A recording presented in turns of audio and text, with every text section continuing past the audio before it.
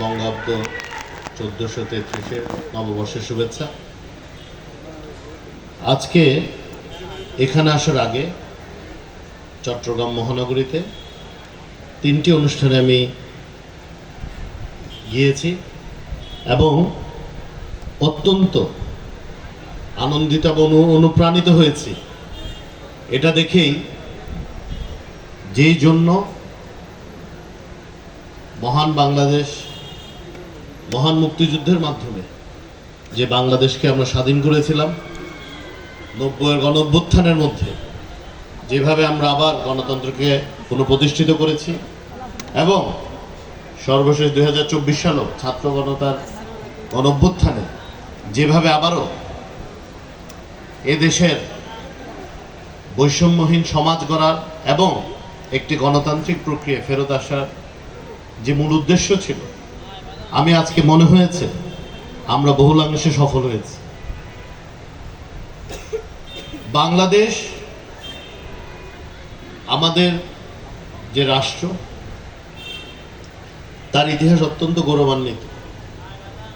সবসময় আমাদের যে অধিকার সেটা আমরা লড়াই সংগ্রাম করেই আদায় করেছি এবং এই আদায় করার একটা উদ্দেশ্য ছিল অসাম্প্রদায়িক চেতনায় বৈষম্যহীন একটি গণতান্ত্রিক সমাজ ব্যবস্থা যেন আমরা আমাদের জন্য এবং আমাদের পরবর্তী প্রজন্মের জন্য রেখে যেতে পারি। আজকে আমাদের জেলা প্রশাসন কর্তৃক আয়োজিত যে নববর্ষ উদযাপন অনুষ্ঠান, এরপরে নববর্ষ উদযাপন পরিষদের যে শীর্ষস্থলে অনুষ্ঠান হয়েছে, এরপর আমি চট্টগ্রাম বিশ্ববিদ্যালয়ে ঢোকার থেকে নিয়ে এই পর্যন্ত আসতে আমি যে প্রাণ চাঞ্চল্য দেখেছি, যে উৎসাহ উদ্দীপনা দেখেছি এবং যে সৌহার্দ্য এবং সম্প্রীতি মনোভাব আমি দেখেছি, এটাতেই আমার মনে হয়েছে যে আমরা যে কষ্টগুলো করেছি, যা কিছু দৃশ্যমান ছিল, যা কিছু দৃশ্যের বাইরে ছিল, যেটা দৃষ্টির বাইরে ছিল, পুরোটা কষ্টই আমাদের আলহামদুলিল্লাহ আজকে আমার মনে হয়েছে সফল হয়েছে। আমি ধন্যবাদ জানাতে চাই চট্টগ্রাম বিশ্ববিদ্যালয় কর্তৃপক্ষকে, অত্যন্ত সুন্দর একটি অনুষ্ঠান আয়োজন করেছে। আমি চেষ্টা করেছিলাম আরও আগে আসতে, তাহলে আপনাদের সকলের বক্তব্যই শুনতে পারতাম। এখানে উপবিষ্ট আছেন এই বিশ্ববিদ্যালয়ের সম্মানিত ভাইস চ্যান্সেলর ডক্টর ফোরকান সাহেব, সম্মানিত প্রভাইস চ্যান্সেলর বৃন্দ, সম্মানিত শিক্ষকবৃন্দ এবং আমার অত্যন্ত প্রিয় চাকসুর নির্বাচিত ভিপি ইব্রাহিম হোসেন রনি, নির্বাচিত জিএস সাইদ বিন হাবিব, নির্বাচিত জিএস আইবুর রহমান তৌফিক সহ চাকসুর সকল নির্বাচিত কর্মকর্তাবৃন্দ এবং বাংলাদেশ জাতীয়তাবাদী ছাত্রদল, ইসলামী ছাত্র শিবির, বৈষম্য বিরোধী ছাত্র আন্দোলন সহ সকল ক্রিয়াশীল ছাত্র সংগঠনের নেতৃবৃন্দ, যারা এই 24-এর গণঅভ্যুত্থানে, ছাত্র জনতার গণঅভ্যুত্থানে অসীম সাহসী ভূমিকা রেখেছে। এবং রনি যখন বলছিল, আমি ভাবছি রনি মনে ভুলে গেছে, যাক তার যে মনে আছে তাকে ধন্যবাদ। আমরা কিভাবে আন্দোলনটা করেছি এটা যারা মাঠ পর্যায়ে কাজ করেনি তাদের জন্য বোঝাটা কিন্তু খুব মুশকিল। আজকে রনি ঠিকই বলেছে যে মন্ত্রী মহোদয় না বলে সে যদি আমাকে ভাই বলে, সেও স্বাচ্ছন্দ্য বোধ করবে, আমিও স্বাচ্ছন্দ্য বোধ করব। কারণ এই প্রশাসনকে চোখে ধুলো দিয়ে 1.5-2 মাস আমার বয়সী একটা লোক আন্দোলন সংগ্রাম করা খুব কঠিন। তারপরও তার সাথে আমার মনে হয় 2-1 বার দেখা হয়ে গেছে পথে। যেটা বলতে চাচ্ছি সেটা হচ্ছে, এই দেশ আমাদের কারো একার না, এই দেশ 18 কোটি বাংলাদেশিদের দেশ। বাংলাদেশের মহান স্বাধীনতার ঘোষক শহীদ রাষ্ট্রপতি জিয়া রহমান একটি রাজনৈতিক দর্শন বাংলাদেশিদেরকে দিয়েছিলেন। এটা কোনো অন্য উদ্দেশ্য ছিল না, যাতে বাংলাদেশের ভূখণ্ড বসবাসরত সকল বাংলাদেশিদেরকে একত্রিত করা যায়, একটি কমন পরিচয় আনা যায়, একটি কমন গ্রাউন্ডে আনা যায়। এই জন্যই কিন্তু বাংলাদেশি ন্যাশনালিজম কনসেপ্ট উনি দিয়েছিলেন। জাতীয়তাবাদের যে তত্ত্ব, এটা এই জন্যই দিয়েছিলেন কারণ আমাদের এখানে অনেক ধরনের, অনেক ধর্ম বর্ণ গোত্রের মানুষজনের এবং অত্যন্ত সমৃদ্ধ কৃষ্টি এবং সংস্কৃতির এখানে আবাসস্থল। পাহাড়ে আছে, সমতলে আছে, আমাদের বিভিন্ন ধর্মাবলম্বী আছে, ওনাদেরও কিছু সাংস্কৃতিক বৈশিষ্ট্য আছে, সমৃদ্ধ বৈশিষ্ট্য। পাহাড়ের, আমি যেহেতু পার্বত্য চট্টগ্রামে দীর্ঘদিন ধরে কাজ করেছি মন্ত্রী হওয়ার আগে পর্যন্ত, ওনাদেরও অত্যন্ত 13টি নৃগোষ্ঠী ওখানে বসবাস, উপজাতি, তাদের এবং বাঙালিদের, যারা পাহাড়ে যারা বাঙালি যারা আছেন, তাদেরও একটা সব কিছু মিলে যে সামাজিক এবং সাংস্কৃতিক সম্মিলন, এটাকে ধারণ করার জন্য কিন্তু বাংলাদেশি কনসেপ্ট উনি বলেছিলেন। তারই ধারাবাহিকতা আমাদের মাননীয় প্রধানমন্ত্রী জনাব তারেক রহমান এমপি মহোদয় আমাদের 31 দফা এবং ম্যানিফেস্টোতে পরিষ্কার উল্লেখ করেছিলেন, রংধনু জাতি গঠনের দৃঢ় প্রত্যয় ব্যক্ত করেছিলেন। এবং আজকে আমি সেই রংধনু জাতির যে প্রত্যয় উনি ব্যক্ত করেছিলেন, তার প্রতিফলন চট্টগ্রামের প্রতিটি কোনায় কোনায় দেখতে পাচ্ছি। সকল মতের, সকল বর্ণের, সকল গোত্রের, সকল ধর্মের সকলে মিলে এই উৎসবটি যেভাবে ধারণ করেছে, যে উৎসবটি যে আনন্দ উদ্দীপনার মধ্যে এবং শান্তিপূর্ণভাবে ওনারা যেভাবে এটাকে উদযাপন করছে, এটাতেই আমি আশাবাদী যে ভবিষ্যৎ যে বাংলাদেশ, সেই বাংলাদেশে আমরা বৈষম্যহীনতার সাথে সম্প্রীতির মাধ্যমে, সৌহার্দ্যের মাধ্যমে এবং ঐক্যবদ্ধভাবে আমরা এই দেশকে আমাদের কাঙ্ক্ষিত উন্নতি এবং সমৃদ্ধির পথে নিয়ে যেতে পারবো ইনশাআল্লাহ।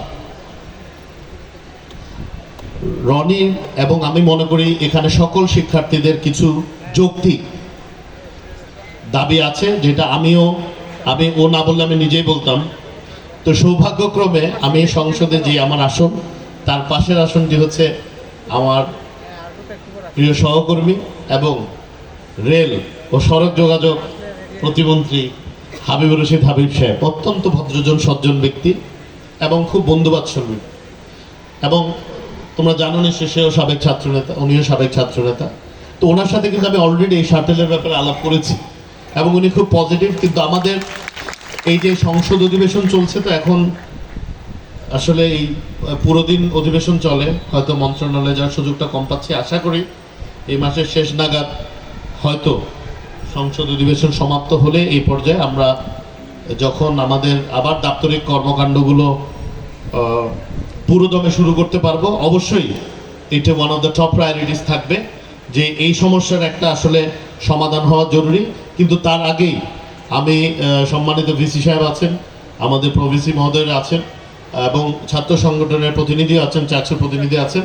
আমি চেষ্টা করব রেলওয়ে জিএম সাহেবকে বলে আপাতত এখানে কি করা যায় সেটা ব্যবস্থা করে পরবর্তীতে একটি স্থায়ী সমাধান করার সর্বোচ্চ চেষ্টা আমার থাকবে।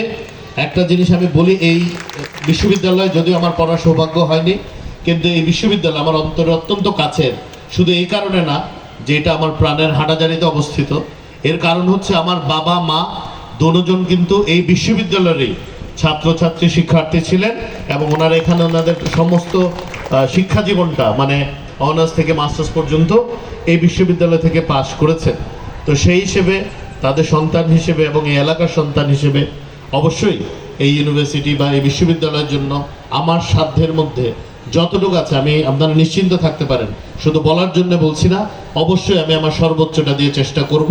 যেভাবে আমি অতীতে সকল আন্দোলন সংগ্রাম, গণতন্ত্র পুনরুদ্ধারের যে সংগ্রাম, আমি যেভাবে থাকার চেষ্টা করেছি, এই বিশ্ববিদ্যালয়ের উন্নতির ক্ষেত্রেও আপনাদের সকল দাবিতে আমি সরকারের পক্ষে নয়, আমি আপনাদের পক্ষে দাঁড়িয়েই ইনশাআল্লাহ বিশ্ববিদ্যালয়ের পক্ষে কথা বলব।